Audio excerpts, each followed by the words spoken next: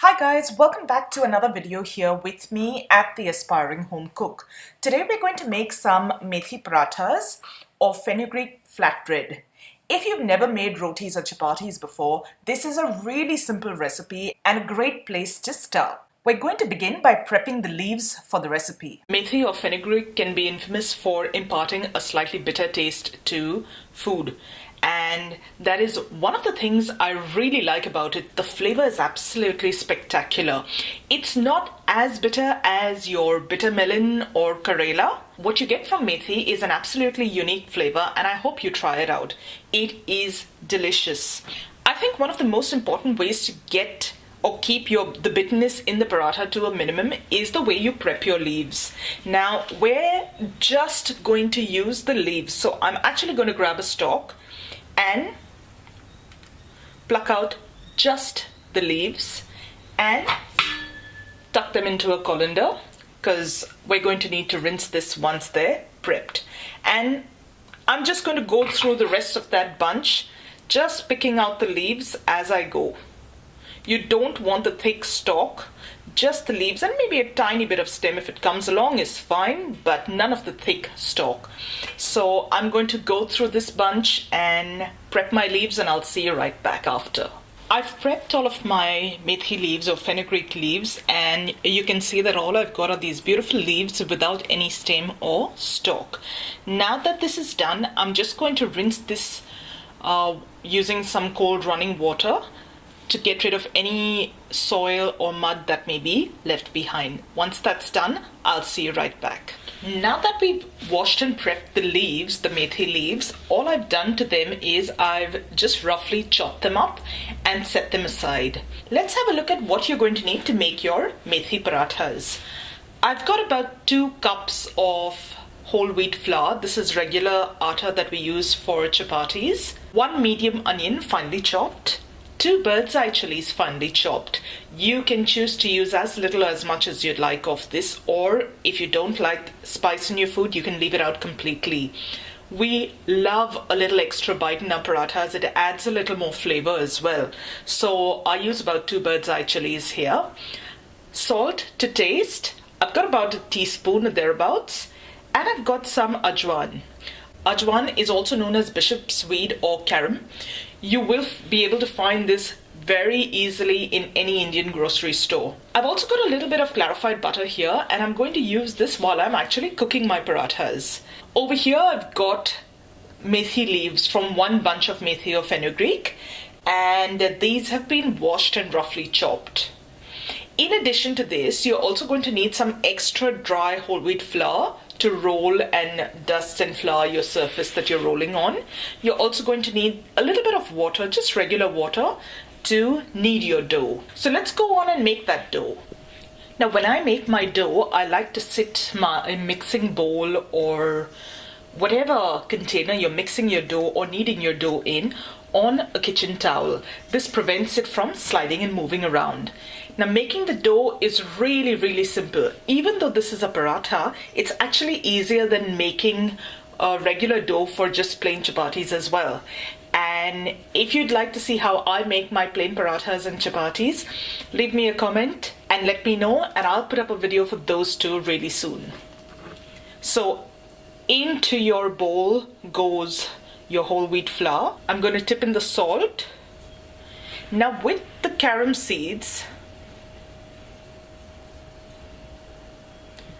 crush them a little bit between your fingers or between your palms before you add it in.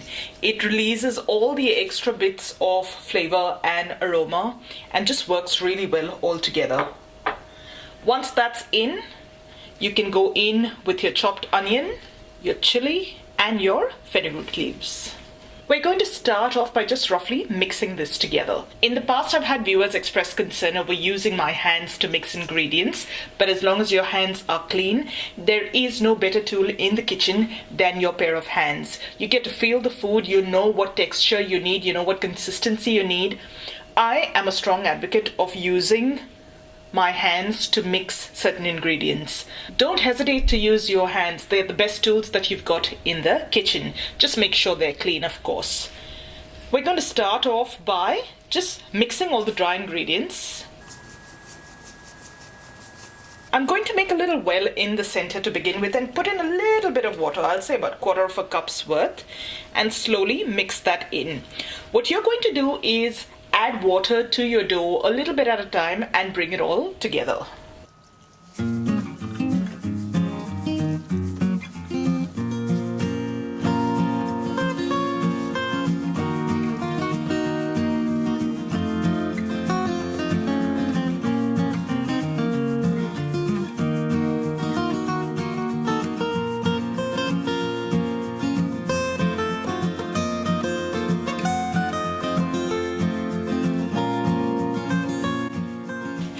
When you're mixing your dough, be careful to not add too much water at one time because the leaves will also release a little bit of moisture.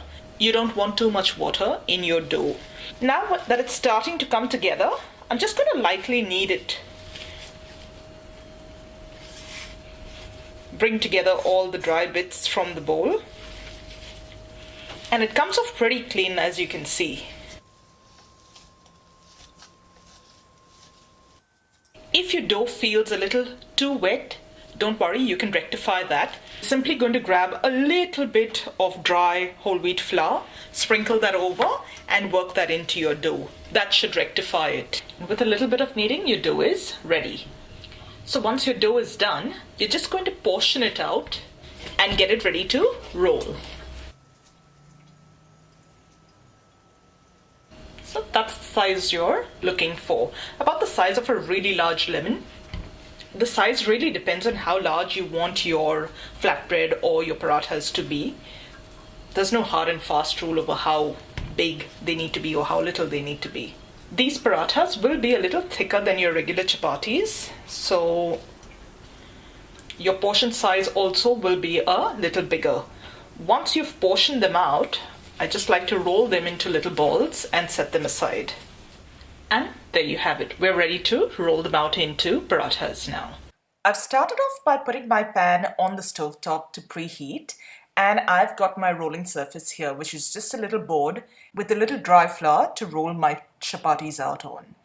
Take the ball, flatten it into a small disc and dip it in that dry flour to make sure it's covered on both sides.